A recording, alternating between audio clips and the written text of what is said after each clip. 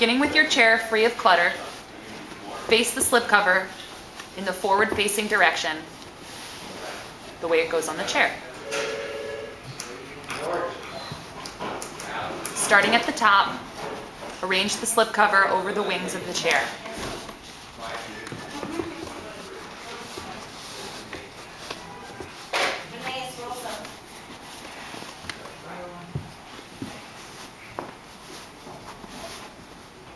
Follow the lines on the slipcover to cover the arms.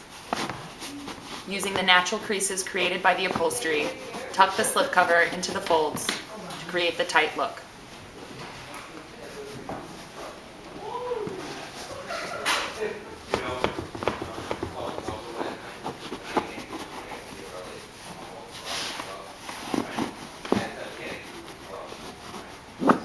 You may wish to use a steam gun to take out the creases once the fabric has been arranged to your liking.